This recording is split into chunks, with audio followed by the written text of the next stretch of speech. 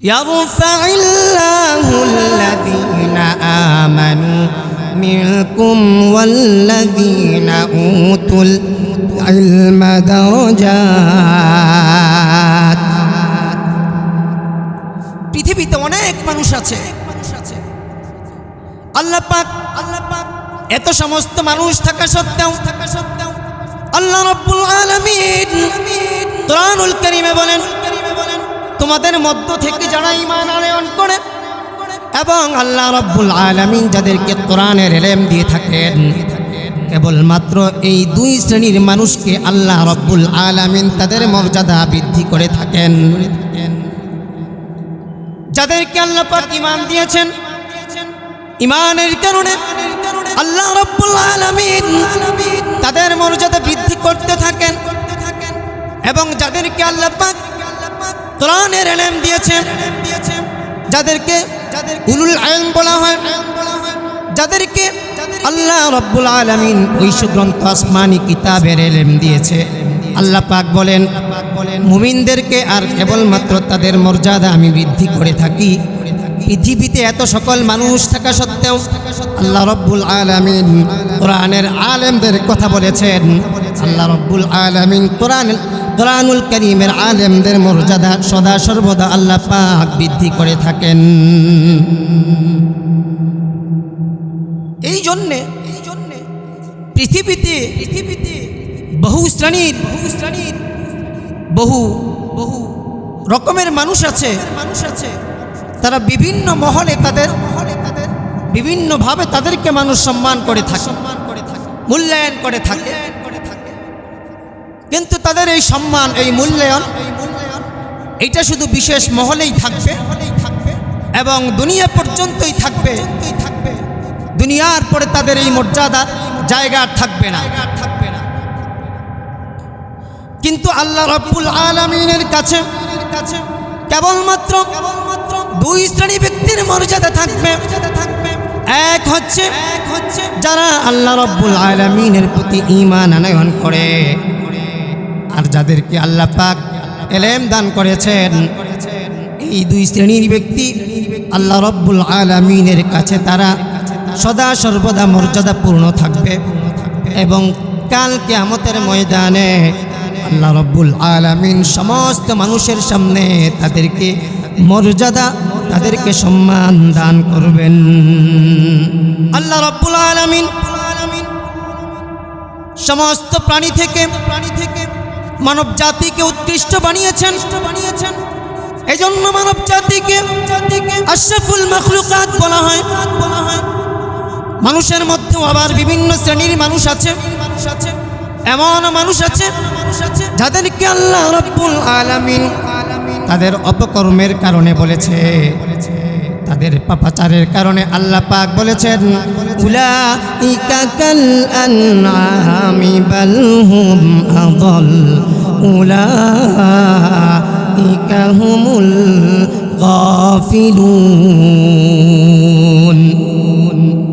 মানুষের মধ্যে এমন কিছু মানুষ আছে আল্লাহ পাক বলেন তারা চতুষ্পদ জন্তুর ন্যায়, বরং তাদের চাইতে আরো নিকৃষ্ট। আবার মানুষের মধ্যে এমন মানুষ আছে যাদেরকে আল্লাহ রাব্বুল আলামিন ফেরেশতাদের চাইতে দামি বলে আখ্যায়িত করেছেন। তারা কারা?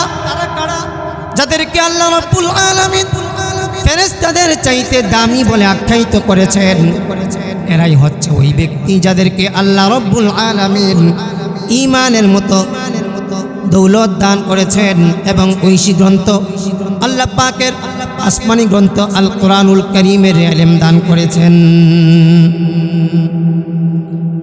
এই জন্য আলেমের মর্যাদা এত বেশি, পৃথিবীর সবাই জানে। নবী রাসূলদের মর্যাদা গোটা পৃথিবীবাসীর উপর সবচাইতে বেশি। নবী রাসূলদের উপর কোন মানুষকে আল্লাহ রাব্বুল আলামিন শ্রেষ্ঠত্ব দান করে নাই।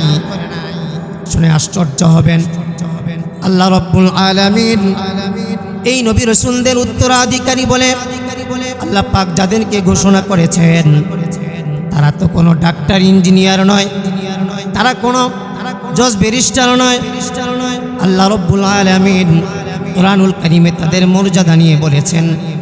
রাসূল করিম সাল্লাল্লাহু আলাইহি ওয়াসাল্লাম তাদের শান ও মর্যাদা নিয়ে বলেছেন। আল্লাহ রাসূল হাদিসে পাকের মধ্যে বলেন, আল উলামা ওয়ারাসাতুল আম্বিয়া ওয়া ইন্নাল আম্বিয়া লাম ইউরিসু দিনারান ওয়ালা দিরহামান ওয়া ইন্নামা ওয়ারাসুল ইলম ফামান আখাযাহু আখাযা বিহাজ্জিন ওয়াফিরিন আও কামা ক্বালা আলাইহিস সালাতু ওয়াস সালাম। কি চমৎকার হাদিস! আল্লাহর রাসূল বলেন, উলামারা হচ্ছেন নবী রাসূলগণের উত্তরসূরি। নবী রাসূলগণের উত্তরসূরি। মানুষ টাকা পয়সার উত্তরসূরি হয় না, সাধারণ মানুষের উত্তরসূরি। তাদের ছেলে সন্তান তাদের অর্থ পয়সার উত্তরসূরি হয়ে থাকে, তাদের অর্থ পয়সার মাধ্যমে তাদের মিরাস পেয়ে থাকে। কিন্তু নবী রাসূলদের উত্তরসূরি আলেমদের কথা বলা হয়েছে যে আলেমরা নবী রাসূলদের উত্তরসূরি, উত্তরাধিকারী। এই উত্তরাধিকারী টাকা পয়সার ভিত্তিতে নয়, ওয়া ইন্নামা ওয়ারাসুল ইলম, বরং নবী রাসূলদের উত্তরাধিকারী আলেম সম্প্রদায় নবী রাসূলদের ইলমকে গ্রহণ করার মাধ্যমে হয়ে থাকে। নবী রাসূলদেরকে আল্লাহ পাক যে অকাট্য ইলম দিয়েছেন, সে ইলমের মাধ্যমেই উলামায়ে কেরাম নবী রাসূলদের উত্তরাধিকারী হয়ে থাকেন। তারপর বলেন, হাদিসের শেষাংশে বলেন, ফামান আখাযাহু আখাযা বিহাজ্জিন ওয়াফিরিন। অতএব যদি কেউ এই ইলমকে নিতে পারলো, সে মহা অংশ পেয়ে গেল। নবী রাসূলদের ইলম এটা এক অকাট্য ইলম, যে ইলমের মধ্যে বিন্দু পরিমাণ সন্দেহ নেই। যা হযরত আদম আলাইহিস সালাম থেকে নিয়ে পর্যন্ত মুহাম্মদ সাল্লাল্লাহু আলাইহি ওয়াসাল্লাম পর্যন্ত আল্লাহ পাক ইলমের পূর্ণতা দিয়েছেন। সর্বশেষ পৃথিবীতে যখন আর নবী রাসূল আসবে না, ইলমের ধারক বাহক আল্লাহ পাক আখিরি জামানের পয়গম্বর জনাবে মুহাম্মদুর রাসূলুল্লাহ সাল্লাল্লাহু আলাইহি ওয়াসাল্লামের উম্মতের মধ্য থেকে যারা আলেম, এই আলেমদেরকে এই ইলমের উত্তরাধিকারী আল্লাহ পাক বানিয়েছেন। পৃথিবীতে মানুষের অনেক ধরনের ইলম হাসিল হয়ে থাকে। এমন কিছু ইলম আছে যেটা জন্মগতভাবে হয়ে থাকে। একজন নবজাতক শিশু যখন দুনিয়াতে ভূমিষ্ঠ হয়, সাথে সাথে সে বুঝতে পারে, যদি আমি ঠোঁট নাড়ি এবং জিহ্বা দিয়ে চষতে থাকি তাহলে আমার মুখে দুধ আসবে। এই কারণে মায়ের স্তন যখন একজন নব্য শিশু মুখের মধ্যে নেয়, নেয়ার সঙ্গে সঙ্গে সে স্তন চষতে থাকে আর দুধ আসতে থাকে। এই ব্যক্তিকে এই শিক্ষা কে দিয়েছে যে মায়ের বুকে যদি মুখ লাগায় তাহলে চষতে গেলে দুধ আসবে। এই শিক্ষা তো কেউ তাকে দেয় নাই। আল্লাহ রাব্বুল আলামিন জন্মগতভাবে মানুষকে এই জ্ঞান দিয়ে দিয়েছেন।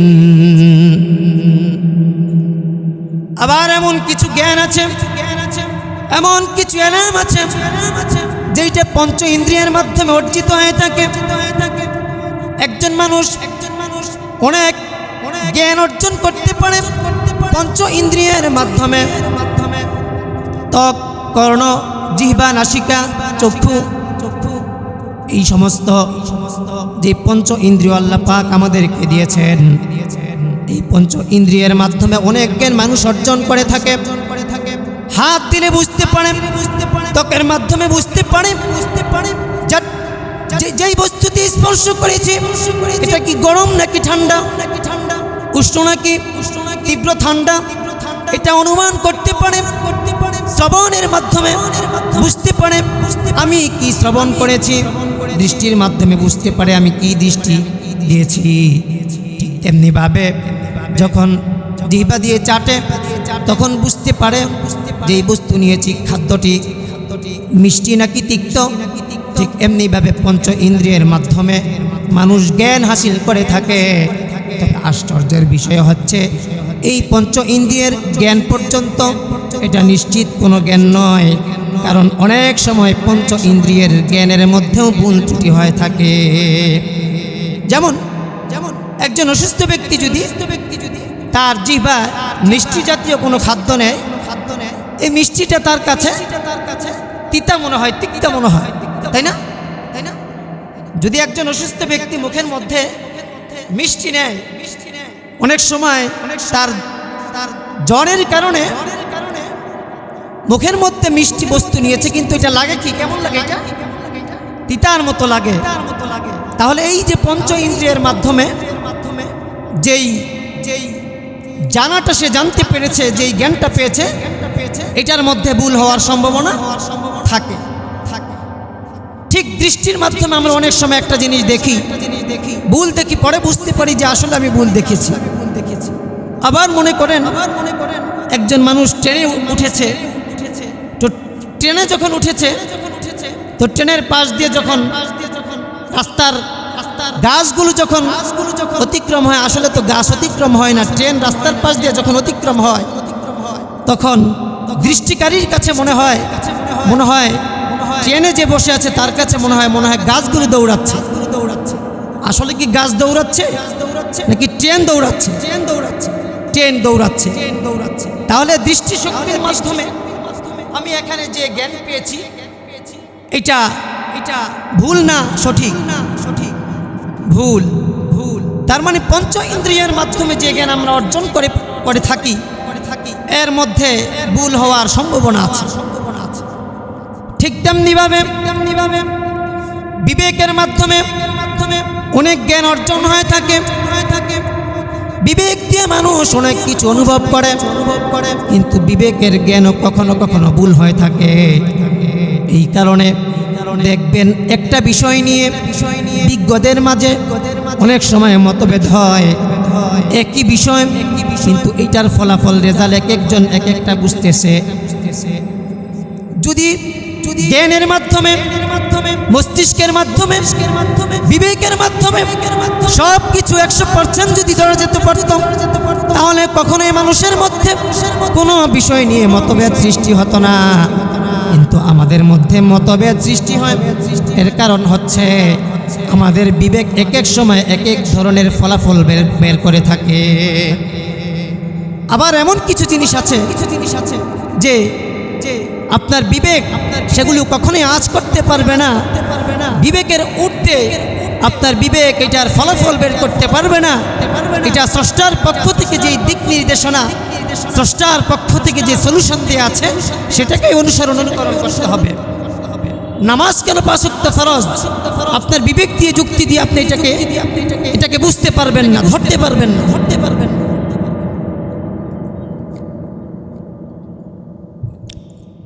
মানুষ কেন 2 পায়ে হাঁটে, চতুষ্পদ জন্তু 4 পায়ে হাঁটে, এটা বিবেক দিয়ে আপনি এটার ফলাফল বের করতে পারবেন না।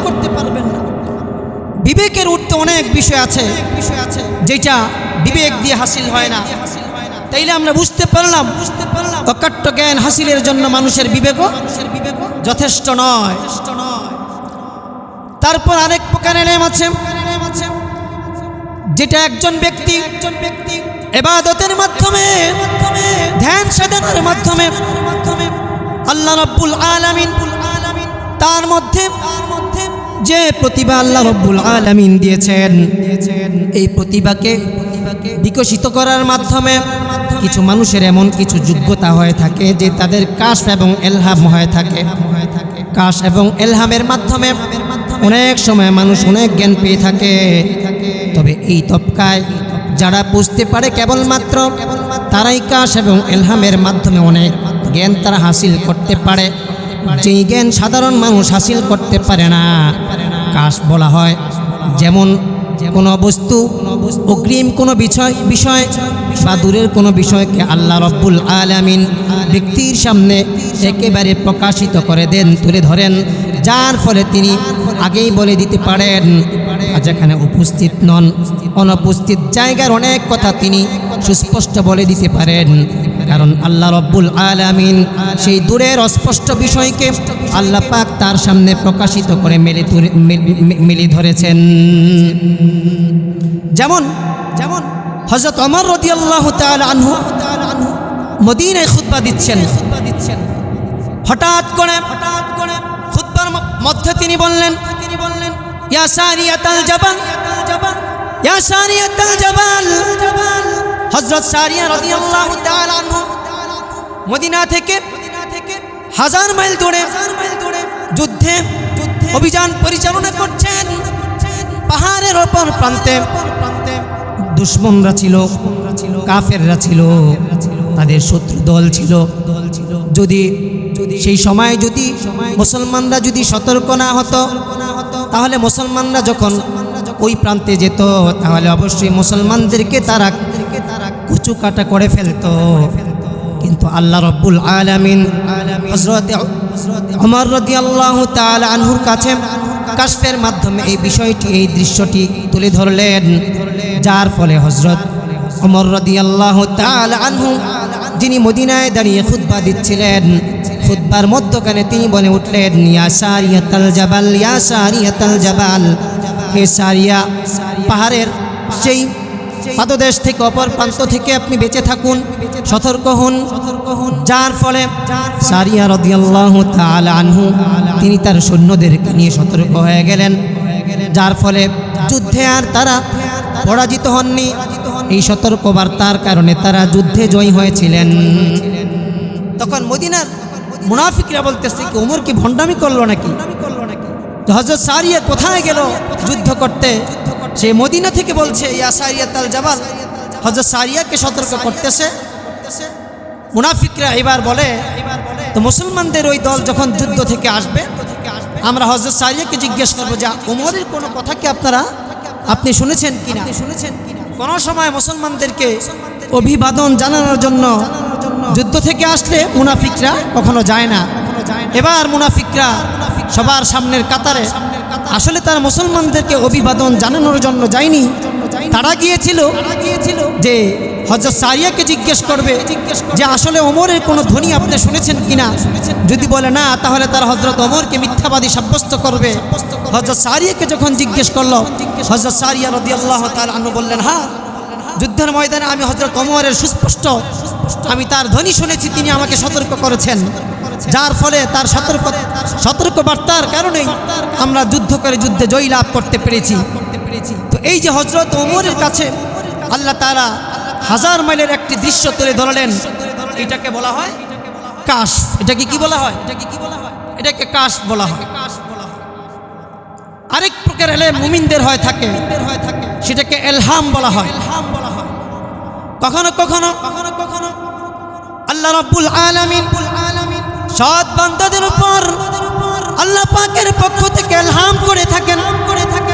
আল্লাহ পাক বলেন, ওয়া আওহাইনা ইলা উম্মি মূসা আন আরদি'i ফাইদা খিফতি আলাইহি ফাআলকিহি ফিল ইয়াম্মি ওয়ালা তাখাফি ওয়ালা তাহজানি। ওয়া আওহাইনা আই আলহামনা ইলা উম্মি মূসা আন আরদি'i। আল্লাহ পাক বলেন, আমি হযরত মূসার মার কাছে ওহী করলাম যে আপনি মূসাকে দুধ পান করাতে থাকেন। অর্থাৎ আমি মূসার মার কাছে ইলহাম করলাম যে আপনি মূসাকে দুধ পান করাতে থাকেন। ফাইদা খিফতি আলাইহি ফালকিহি ফিল ইয়াম্মি ওয়ালা তাখাফি ওয়ালা তাহজানি। যখন আপনি এই আশঙ্কা করবেন যে ফেরাউন আপনার এই নবজাতক শিশুকে নিয়ে হত্যা করতে পারে, তখন আপনি তাকে সমুদ্রের ঢের মধ্যে আপনি তাকে নিক্ষেপ করবেন এবং আপনি কোনো চিন্তিত হবেন না, ভয় পাবেন না। ইন্না রাদুহু ইলাইকি ওয়া জাইলুহু মিনাল মুরসালিন। আপনার এই সন্তানকে আমি আপনার কাছেই আবার ফিরিয়ে দিব এবং আপনার এই সন্তানকে আমি রসুলদের অন্তর্গত করব, তাকে আমি আমার মনোনীত রসুল বানাবো। হযরত মূসা আলাইহিস সালাতু ওয়াস সালামের মাকে এই কথা যে আল্লাহ বলেছেন, এটা কিভাবে বলেছেন? আল্লাহ পাক তার অন্তরে ইলহাম করেছেন। অর্থাৎ মুমিনদের সৎ ব্যক্তিদের অন্তরে আল্লাহ তাআলা কখনো কখনো কি করে থাকেন? ইলহাম করে থাকেন। তবে আশ্চর্যের বিষয় হচ্ছে কখনো কখনো কাশফ ইলহাম এটাও মিথ্যা হতে পারে।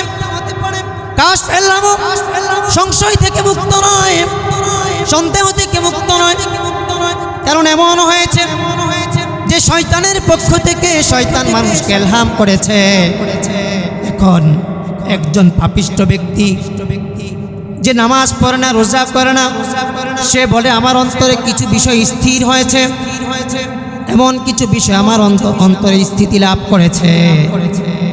এই ব্যক্তি জানে না আসলে এই ইলহামটা রহমানের পক্ষ থেকে আসে নাই, আল্লাহ পাকের পক্ষ থেকে ইলহাম আসে নাই, এই ইলহামটা শয়তানের পক্ষ থেকে এসেছে। শয়তান একদিন এক বুজুর্গকে বলে, যে বুজুর্গ আবেদ ছিল, যে আলেম ছিল না। এলেম থাকলে তো সে বুঝতে পারত, কিন্তু সে আবেদ, শুধু নামাজ পড়ে, এলেম তো নাই। একদিন শয়তান বলে যে আপনি যে পরিমাণে ইবাদত করেছেন আপনার আর ইবাদত করতে হবে না, বাস আল্লাহ আপনার ইবাদতকে গ্রহণ করে নিয়েছেন, আপনারা আর ইবাদত করতে হবে না। তো তার তো জ্ঞান নাই, সে শুধু ইবাদত করতে জানে, এলেম নাই। তো সে আপনার ইবাদত বন্দিগি ছেড়ে দিয়েছে। পরে যখন আলেমদের সঙ্গে সাক্ষাৎ ঘটল, তখন আলেমরা বলল যে আপনার এই কথা যদি বদ্ধমূল হয়ে থাকে, আপনি যেটাকে মনে করছেন ইলহাম, এই কথা আপনাকে শয়তান বলেছে। তার মানে আমরা বুঝতে পারলাম ইলহামও কখনো কখনো শয়তানের পক্ষ থেকে হয়ে থাকে। তার মানে পৃথিবীতে এলেম হাসিলের, জ্ঞান হাসিলের যে মাধ্যমগুলো রয়েছে, জন্মগতভাবে কিছু এলেম হাসিল হয়ে থাকে, এইটাও কোনো নিশ্চিত অকাট্য এলেম নয়।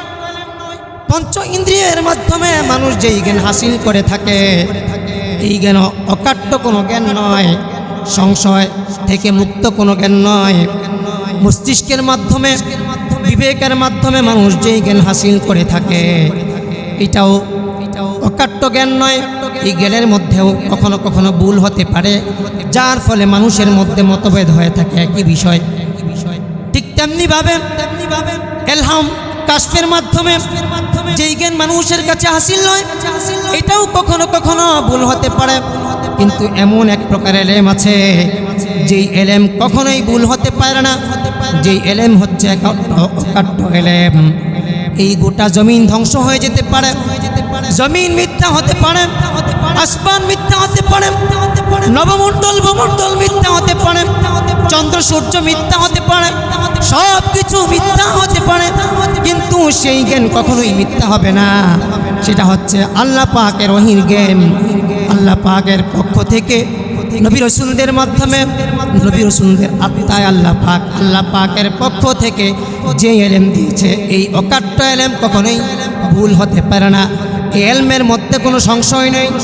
এই ইলমের মাধ্যমে মানুষের অন্তর স্থিতি লাভ করতে পারে। মানুষের অন্তর কখন স্থিতি লাভ করতে পারে? আমাদের অন্তরের মধ্যে স্থিরতা, অন্তর স্থিতিশীল নয়। এই কারণে আত্মার প্রশান্তি আমরা পাই না।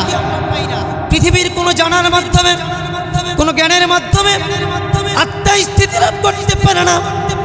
একমাত্র মানুষের অন্তর, মানুষের আত্মা স্থিতি লাভ করতে পারে ঐশী জ্ঞানের মাধ্যমে, অকাট্য জ্ঞানের মাধ্যমে। যেই জ্ঞানের মধ্যে বিন্দু পরিমাণ সন্দেহ নেই, গোটা জমিন আসমান মিথ্যা প্রমাণিত হতে পারে, কিন্তু সেই এলেম কখনোই মিথ্যা প্রমাণিত হবে না।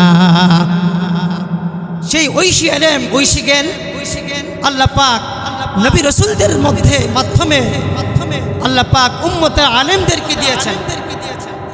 এই জন্য আল্লাহ পাক কুরআনুল কারীমে বলেন যে আল্লাহ রাব্বুল আলামিন যে মানুষদের মধ্য থেকে সবচাইতে মর্যাদার অধিকারী একমাত্র আলেমদেরকে দিয়ে থাকেন। শুধু তাই নয়, হাদিসে পাকের মধ্যে রাসূল করিম সাল্লাল্লাহু আলাইহি ওয়াসাল্লাম বলেন, ফাকিহুন ওয়াহিদুন আশাদ্দু আলা শাইতানি মিন আলফি আবিদিন। 1000 আবেদের চাইতে একজন আলেম শয়তানের কাছে অধিক বেশি শক্তিশালী হয়ে থাকে। 1000 আবেদকে শয়তান ধোঁকা দিতে পারে, কিন্তু একজন আলেমকে শয়তান ধোঁকা দিয়ে বাঁচতে পারবে না। শয়তান একটা ধোঁকা দিবে, শয়তান একটা যুক্তি দিবে, শয়তানকে পাল্টা যুক্তি দিয়ে দিবে। এই কারণে 1000 আবেদ যারা সদা সর্বদা আল্লাহ পাকের ইবাদতের মধ্যে মত্ত থাকে, হাদিসে পাকের মধ্যে রাসূল করিম সাল্লাল্লাহু আলাইহি ওয়াসাল্লাম বলেন, শয়তানের মোকাবেলায় 1000 আবেদের চাইতে একজন আলেম বেশি শক্তিশালী হয়ে থাকে। শুধু তাই নয়, রাসূল করিম সাল্লাল্লাহু আলাইহি ওয়াসাল্লাম বলেন, ফজলুল আলিমি আলাল আবিদ কাফাতলি আলা আদনাকুম। ও আমার সাহাবীরা, শুনে রাখো, তোমাদের একজন সাধারণ ব্যক্তির চাইতে আমি রাসূলের মর্যাদা যে পরিমাণ বেশি, তোমাদের মধ্যে সবচাইতে নগণ্য ব্যক্তির থেকে আমার মর্তবা আল্লাহ পাকের কাছে যে পরিমাণ বেশি, ঠিক একজন আবেদের চাইতে যে নাকি সদা সর্বদা ইবাদত করে তার চাইতে একজন আলেমের মর্তবা আল্লাহ রাব্বুল আলামিন সে পরিমাণ বেশি দিয়ে থাকেন। এই জন্য আলেম এবং ইলমের মর্যাদার উপরে পৃথিবীতে আর কিছু হতে পারে না। কারণ ইলম জ্ঞান এমন একটি বস্তু, এটা মানুষকে অন্ধকার থেকে আলোর দিকে নিয়ে যায়। একজন মানুষ উপবাস থাকতে পারে, পিপাসিত থাকতে পারে, কিন্তু কোনো মানুষ যদি জ্ঞান অর্জন করতে পারে, এই জ্ঞানের মাধ্যমে আল্লাহ রাব্বুল আলামিন তার অন্তরে যেই খাদ্য জুগিয়ে দিবেন, এই খাদ্য কোনোদিন শেষ হবে না। এই কারণে আপনি খাদ্য পাননি, হয়তো একদিন কষ্ট করেছেন, একদিন ক্ষুধার যন্ত্রণা সহ্য করেছেন, কিন্তু আরেক দিন তো পাবেন। কিন্তু কোনো ব্যক্তি যদি জ্ঞান শূন্য হয়ে যায়, জ্ঞান শূন্য হয়ে যায়, তাহলে এই ব্যক্তি এমন নিঃস্ব হয়ে যাবে, এই ব্যক্তি এমন অসহায় হয়ে যাবে, যার ফলে পৃথিবীতে ভালো মন্দ নির্ণয় করার যোগ্যতা হারিয়ে ফেলবে। অন্ধকার থেকে আলোর পথ সে খুঁজে বের করতে পারবে না। এই কারণে একজন মানুষ তো আকৃতিতে মানুষ, কিন্তু যদি ভালো মন্দের পার্থক্যের যোগ্যতা না থাকে, তাহলে প্রকৃতপক্ষে এই ব্যক্তি কখনোই মানুষে পরিণত হতে পারে না। অনেক সময় দেখবেন আকৃতিতে মানুষ, আচরণগুলো পশুর। এটার কারণ হচ্ছে সঠিক জ্ঞান, সঠিক ইলম তার অন্তরের মধ্যে নাই। এই জন্য একজন মানুষ যদি অর্থের কারণে অসহায় হয়, এটা মানা যায়, কিন্তু একজন মানুষ যদি জ্ঞানের কারণে, বিবেকের কারণে অসহায় হয়, এটার ক্ষতিপূরণ কখনো দেয়া যাবে না। একজন বিজ্ঞ ব্যক্তি বলেছিলেন যে আমাকে যদি বলা হয় যে আপনি কাদেরকে নিয়ে জান্নাতে যাবেন আর কাদেরকে নিয়ে জাহান্নামে যাবেন, যদি আপনাকে অপশন দেওয়া হয়, আপনার মন্তব্যটা কেমন হবে? তিনি বললেন, আমাকে যদি বলা হয় যে আপনি কিছু মানুষদেরকে নিয়ে জান্নাতে যান, তাহলে আমি জ্ঞানীদেরকে নিয়ে জান্নাতে যাব। আর আমাকে যদি বলা হয় কিছু মানুষকে নিয়ে আপনি জাহান্নামে যান, তাহলে অজ্ঞা মূর্খদেরকে নিয়ে আমি জাহান্নামে যাব। নাউজুবিল্লাহ বলবেন। আমরা তো মনে করি বড় বড় পিএইচডি অর্জন করলেই প্রকৃত শিক্ষিত হয়ে যায় না। সমাজে আপনাকে হয়তো মানুষ শিক্ষিত বলে। শাইখুল হাদিস আল্লামা আজিজ হক রহমতুল্লাহ একটা কথা বলতেন যে আপনার কাছে যতটুকু জ্ঞান আছে, যতটুকু এলেম আছে, এইটার যে পরিমাণের উপর আপনার এলেম আছে সেতটুকুই আপনার এলেম। অনেক জানেন কিন্তু ওইটার উপর আপনার আমল নাই, তাহলে বাকিটা এলেম না, ওইটা জানা, ওইটা এলমের আওতায় পড়বে। জানার পরে যতটুকু আমল করছেন ততটুকু এলেম, ওইটাকে এলেম বলা হবে। আর বাকি যেটা আছে আপনি তার উপর আমল করলেন না, তাইলে আপনি জানলেন, ওই পণ্ডিত লোক আছে না, পণ্ডিত বলা হবে আপনাকে। ওইটা এলমের মধ্যে ওইটা আসবে। এই জন্য একজন ব্যক্তি শুধু জানলো কিন্তু আমল করলো না, তাইলে তো তাকে প্রকৃত জ্ঞানী বলা হবে না। ইবলিসের চাইতে বেশি জ্ঞান কোন ব্যক্তি রাখতে বলেন? তাকে মুআল্লিমুল মালায়েকা বলা হয়েছে। এত এলেম তার ছিল, আকাশের ফেরেশতারা পর্যন্ত তাকে শিক্ষক উস্তাদ বানিয়েছে, কিন্তু তার এলেম অনুযায়ী আমল না থাকার কারণে আল্লাহ তাআলা তাকে মালউন বানিয়ে দিয়েছে। এই কারণে পৃথিবীতে আল্লাহর সঙ্গে সম্পৃক্ত, আল্লাহ পাকের পক্ষ থেকে এলমের সঙ্গে সম্পৃক্ত ছাড়া পৃথিবীর সব কিছু ধ্বংসশীল, পৃথিবীর সব কিছু অভিশপ্ত। রাসূল করিম সাল্লাল্লাহু আলাইহি ওয়াসাল্লাম একটি হাদিসের মধ্যে বলেন, আদ-দুনিয়া কুল্লুহা মালউনাতুন ওয়ামা ফিহা মালউনুন ইল্লা যিকরুল্লাহি ওয়া মুআল্লিমাতুন ওয়া আলিমুন। রাসূল করিম সাল্লাল্লাহু আলাইহি ওয়াসাল্লাম বলেন, গোটা দুনিয়া এবং দুনিয়ার মধ্যবর্তী যা কিছু আছে সব কিছু অভিশপ্ত, কোনো কিছুই আল্লাহ পাকের রহমতের নিকটবর্তী নয়। একমাত্র আল্লাহ রাব্বুল আলামিনের জিকির ছাড়া, আল্লাহ পাকের স্মরণ ছাড়া এবং আলেম ছাড়া এবং এলেম অর্জনকারী ছাত্র ছাড়া পৃথিবীতে যা কিছু আছে সব কিছু ধ্বংসশীল, সব কিছুই হচ্ছে অভিশপ্ত, সব কিছুই আল্লাহ রাব্বুল আলামিনের রহমত থেকে দূরবর্তী। কি বুঝলেন? আল্লাহর জিকির ছাড়া, আলেম ছাড়া, এলেম অর্জনকারী ব্যক্তিদেরকে ছাড়া পৃথিবীর সব কিছুকে, হাদিসে আল্লাহ রাসূল সাল্লাল্লাহু আলাইহি সাল্লাম বলেছেন, আল্লাহর রহমত থেকে এগুলো মুবতাদিউন আন রাহমাতিল্লাহ, আল্লাহর রহমত থেকে এগুলো সব দূরে। যেমন আল্লাহ পাক কোরআনুল কারীমে বলেন, কুল্লু মান আলাইহা ফান ওয়া ইয়াবকা ওয়াজহু রাব্বিকা যুল জালালি ওয়াল ইকরাম। এই জমিনের মধ্যে যা কিছু আছে সব কিছু ধ্বংস হয়ে যাবে। ওয়া ইয়াবকা ওয়াজহু রাব্বিকা যুল জালালি ওয়াল ইকরাম, কেবলমাত্র আপনার প্রতিপালকের অস্তিত্বই টিকে থাকবে। অর্থাৎ আল্লাহ পাকের সংশ্লিষ্ট, সেটাকে আল্লাহ পাকের জিকির, অর্থাৎ আল্লাহ এবং আল্লাহ তাআলার সঙ্গে সংশ্লিষ্ট যা আছে সেটাই বাকি থাকবে। এলেম তো আল্লাহ তাআলার সঙ্গে সংশ্লিষ্ট, এবং পৃথিবীতে যত আল্লাহর স্মরণীয় বিষয় আছে, যেমন ইবাদত, এটাকেও জিকির বলা হয়। এখানে বসে আছি, ওয়াজ শুনছি, এটাও জিকির। অর্থাৎ একমাত্র আল্লাহ তাআলার জাত ও সিফাতের সঙ্গে সংশ্লিষ্ট যা আছে এটারই আপনার স্থিরতা আছে, চিরস্থায়ী হবে। আর যা কিছু আছে সব কিছু একদিন ম্লান হয়ে যাবে, ধ্বংস হয়ে যাবে। এই কারণে আল্লাহ রাসূল হাদিসের মধ্যে বলেছেন যে পৃথিবীতে যা কিছু আছে সব কিছু ধ্বংসশীল, সব কিছু অভিশপ্ত। একমাত্র আল্লাহর জিকির এবং আলেম এবং মুতাআল্লিম, অর্থাৎ যারা এলেম অর্জন করে তারাই কেবল আল্লাহ পাকের পক্ষ থেকে, তারাই কেবল তাদের অস্তিত্ব তাদের আপনার চিরস্থায়িতা টিকে থাকবে।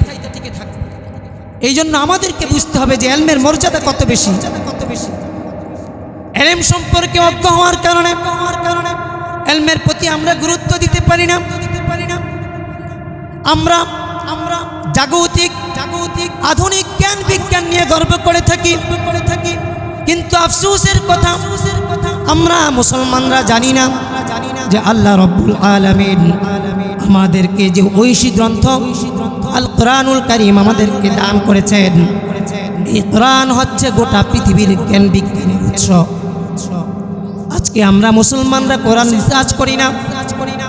শুনলে আশ্চর্য হবেন, কোরআনুল কারীমে ৬,০০০ অধিক আয়াত আছে। এর মধ্যে একটি দুইটি আয়াত নয়, ১,০০০-এর চাইতে বেশি আয়াত যেটা বিজ্ঞানের দিকে ইঙ্গিত করেছে। যে আয়াতগুলোর মধ্যে বিজ্ঞানসম্মত অনেক কথা আছে যেগুলো এখনো বিজ্ঞান গবেষণা করে শেষ করতে পারে নাই।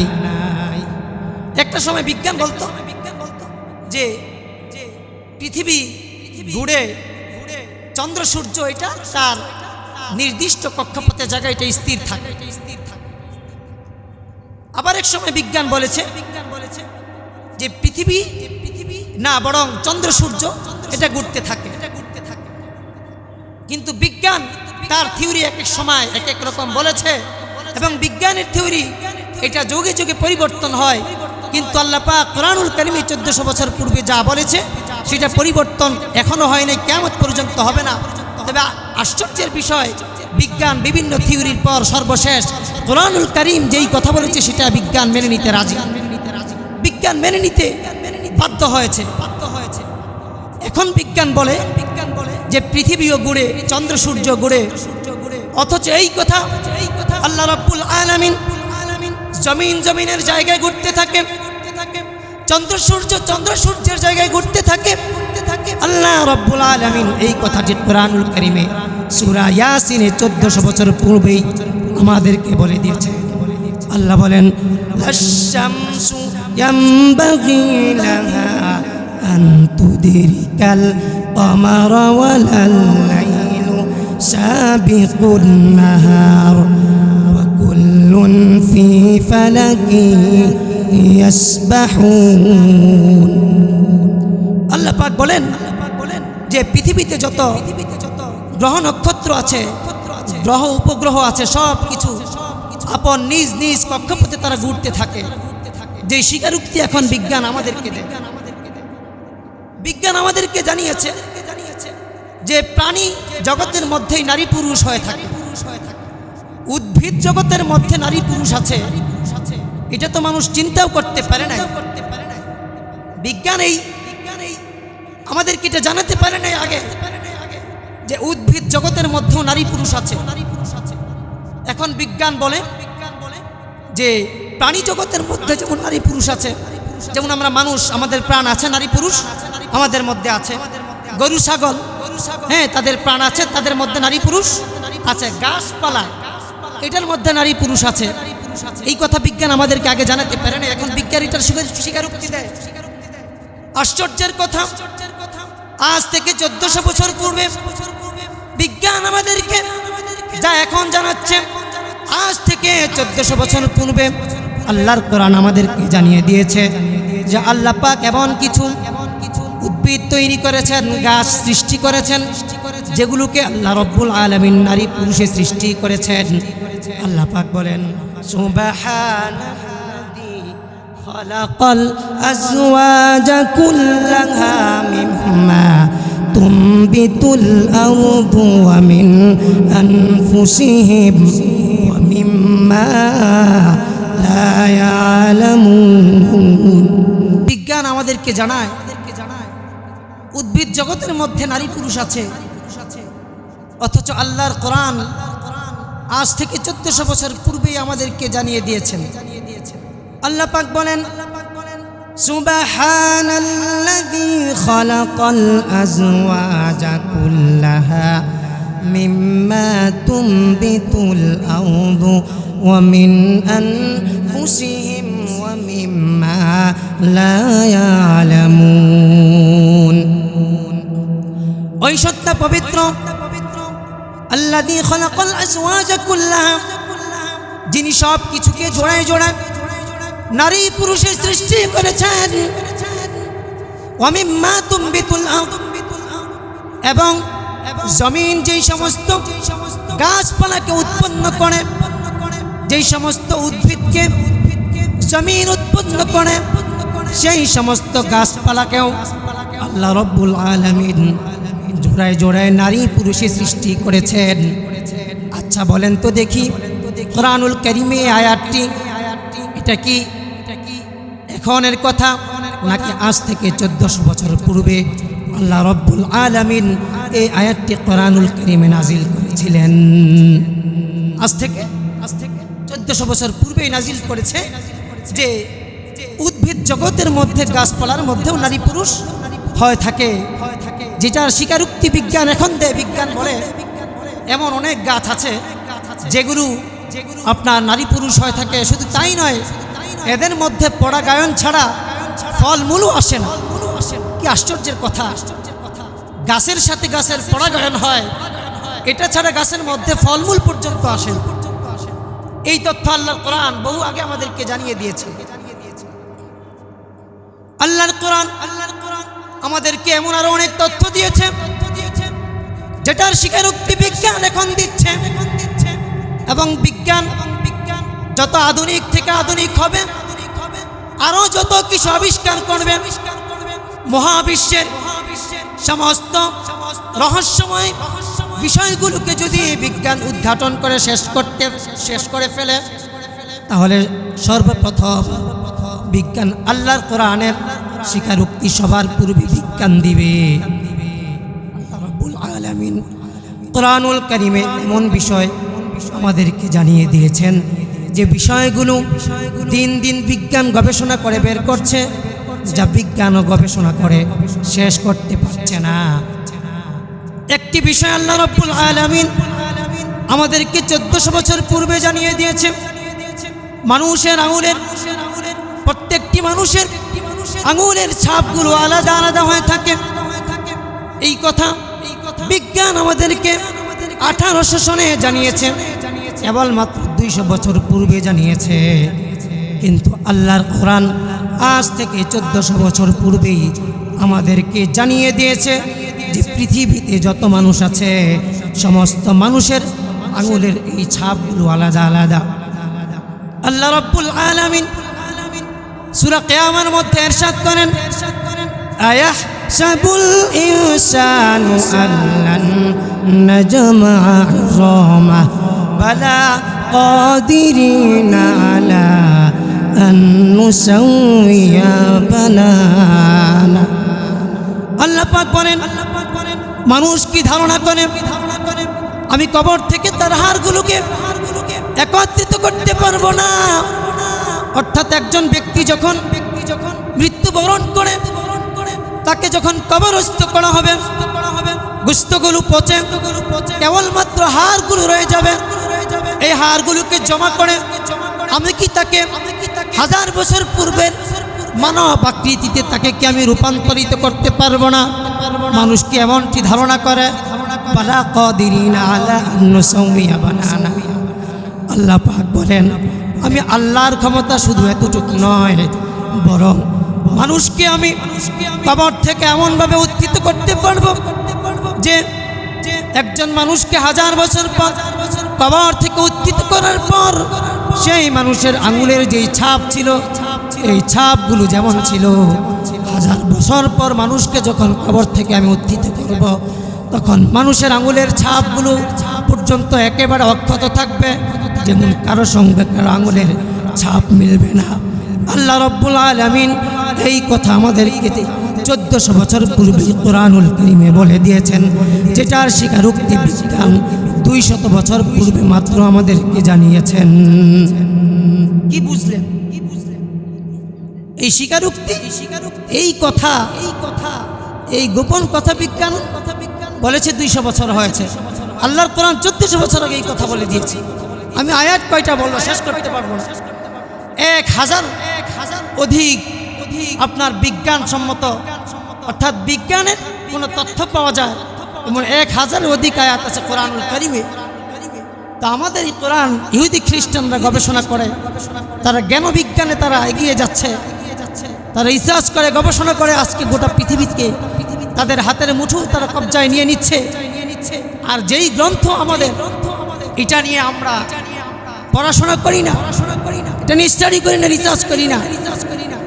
মুসলমানের বাচ্চারা জিজ্ঞেস করলে আপনার বড় বড় বিজ্ঞানীদের নাম বলতে পারবে, Plato, Socrates, Einstein, Stephen Hawking, এদের নাম বলতে পারবে। কোরআনুল কারীমের সূরাগুলোর নাম জিজ্ঞেস করেন তো দেখে, কয়টা সূরার নাম বলতে পারবে? আমাদের এই কোরআন তো মুসলমানদের বাচ্চাদের মধ্যে যারা মেধাবী তারা এই কোরআনকে রিসার্চ করবে। কোরআন তো এটা এমন আলোক এক বর্তিতা যেটা গোটা পৃথিবীকে আলো করে ফেলেছে। আজকে সেই কোরআনকে ছেড়ে দেওয়ার কারণে আমাদের মধ্যে যত সব অজ্ঞতা, অন্ধকার, জুলুম, অত্যাচার, এই কোরআনকে ছেড়ে দেওয়ার কারণে, যদি কোরআনকে আমরা এখনো যদি কোরআন নিয়ে গবেষণা করি, কোরআন নিয়ে রিসার্চ করি, এখনো গোটা পৃথিবীকে আমরা আলোকিত করতে পারব। কোরআন হচ্ছে মুজিজ, কোরআনকে মুজিজ বলা হয়। কোরআন মানুষকে অক্ষম করে ফেলে। কোরআন একেবারে মানুষকে এমনভাবে অক্ষম করে, পৃথিবীর কোনো পাষাণ্ড থেকে পাষাণ্ড হৃদয়ওয়ালা ব্যক্তিও কোরআনের কথা শুনে একেবারে নরম হয়ে যায়, বিগলিত হয়ে যায়, গলে যায়। কাফের মুশরিকরা রাসূল করিম সাল্লাল্লাহু আলাইহি সাল্লামের দিনের বেলা বিরোধিতা করত, কিন্তু আল্লাহর কোরআন এতটা আশ্চর্য করছিল, এই কোরআন তেলাওয়াত শোনার জন্য তারা রাতের বেলা অস্থির হয়ে যেত। দিনের বেলা আবু জাহেল, আবু সুফিয়ান, আখনাস তারা মানুষদেরকে বলতো, মুহাম্মদের কাছে গিয়ে তোমরা মুহাম্মদ যেই কোরআন পাঠ করে এই কোরআন তোমরা শ্রবণ করবে না, তাহলে তোমরা বেদিন হয়ে যাবা, তোমরা তোমাদের ধর্ম থেকে সরে যাবা। কিন্তু রাত্রিবেলা রাসূল করিম সাল্লাল্লাহু আলাইহি ওয়াসাল্লাম যখন কুরআনুল কারীম তিলাওয়াত করতেন, আবু জাহেল, আবু সুফিয়ান, আখনাস তারা লুকিয়ে লুকিয়ে রাসূল করিম সাল্লাল্লাহু আলাইহি ওয়াসাল্লামের জবান থেকে সেই কোরআন তেলাওয়াত তারা শ্রবণ করত। একদিন আবু জাহেল, আবু সুফিয়ান, আখনাস তিনজন তারা তাদের মতো গিয়ে রাসূল করিম সাল্লাল্লাহু আলাইহি ওয়াসাল্লামের জবান থেকে সারা রাত্রিভর কোরআনুল কারীম এর তেলাওয়াত শুনেছে। যখন সকাল হয়েছে তারা বাড়িতে যাবে, আবু জাহেল দেখে আবু সুফিয়ান, আবু সুফিয়ান দেখে আবু জাহেল, আবার দেখে আখনাস। তারা বলে, হ্যাঁ একই অবস্থা, তুমি আসছো কেন? সে বলে, তুমি আসছো কেন? বলে, আমরা মানুষের সঙ্গে বিরোধিতা করি, মানুষকে কোরআন তেলাওয়াত শুনতে না করি। যে ব্যক্তি কোরআন তেলাওয়াত শোনে সেই তো মুহাম্মাদের ধর্মে দীক্ষিত হয়ে যায়, আমরা কেন শুনতে আসি? যদি আমরাও মুহাম্মাদের কোরআন তেলাওয়াত শুনতে আসি তাহলে তো আমরাও মুসলমান হয়ে যাব। সুতরাং আজকে আমার কাছে অঙ্গীকার করো, আমার কাছে ওয়াদা করো, এখন থেকে আর কোনোদিন তোমরা কোরআন তেলাওয়াত শুনতে আসবে না। আবু জাহেলের কাছে বাকি দুইজন অঙ্গীকার করল। কিন্তু পরের দিন আবার যখন রাত্র ঘনিয়ে আসলো, আবু জাহেল তার ঘরের মধ্যে আর টিকে থাকতে পারছে না, বসে থাকতে পারছে না, অস্থির হয়ে যাচ্ছে। বারবার মনে চাচ্ছে আমি মুহাম্মাদের জবান থেকে কিছু সময় কোরআনুল কারীমের তেলাওয়াত শুনি। আবু জাহেল অস্থির হয়ে আল্লাহর রাসূলের বাড়ির পাশে গিয়ে কোরআন তেলাওয়াত শুনতে লাগলো। আবু সুফিয়ানও গিয়ে শুনতে লাগলো, আখনাসও গিয়ে শুনতে লাগলো। এইভাবে যখন সারা রাত্রিভর শুনল, ভোর হয়ে গেল, ফর্সা হয়ে গেল। তখন যখন তারা বাড়িতে যাবে আবার তিনজনের সম্মুখে পড়ে গেল।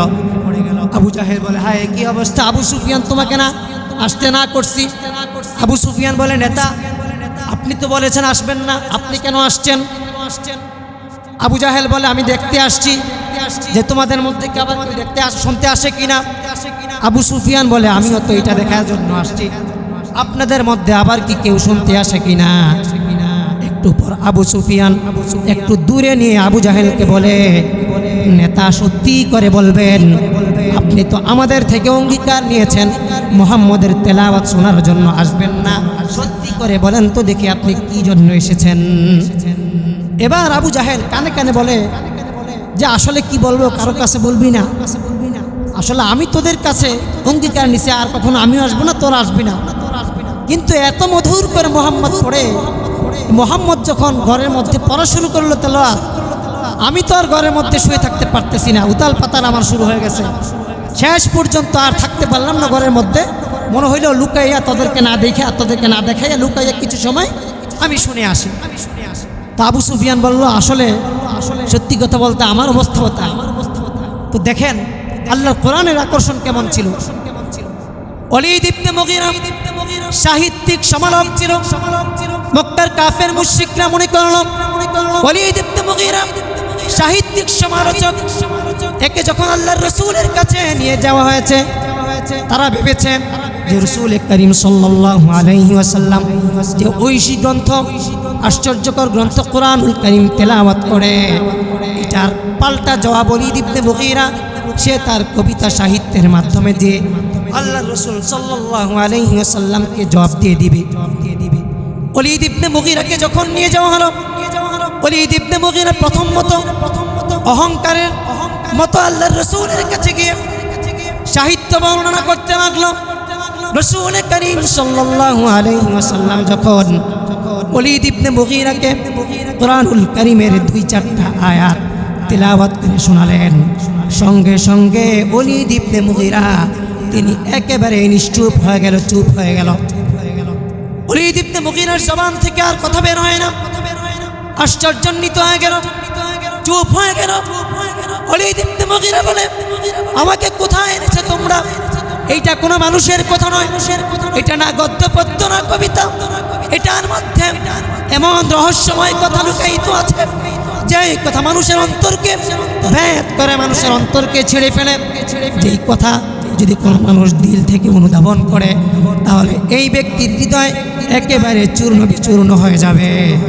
এটা কখনোই কোনো মানুষের কথা হতে পারে না। মুহাম্মদ যা বলে আসলেই এইটা আসমানের মালিক স্রষ্টার পক্ষ থেকে, আল্লাহ তাআলার পক্ষ থেকে নাজিলকৃত কিতাব। সুবহানাল্লাহ বলবেন না? তো কোরআনের কথা বলে আমি শেষ করতে পারবো না। সর্বশেষ ইয়ামান থেকে এক ব্যক্তি আনলো, সে কবিরাজ।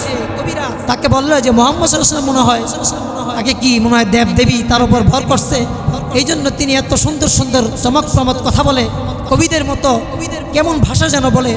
তো ওই ব্যক্তিকে যখন আনছে, আনার পর ওই ব্যক্তি বলতেছে যে আমি তোমাকে জারফুক করার জন্য আসছি, কোনো দেব দেবীটা তোমার উপর আছর করছে কিনা। আল্লাহ রসুল বলেন আচ্ছা ভালো কথা, আপনার যা করার করো আমাকে করবেন, কিন্তু তার পূর্বে আমার একটা কথা, আমি দুই একটা কথা বলে আপনি শোনেন।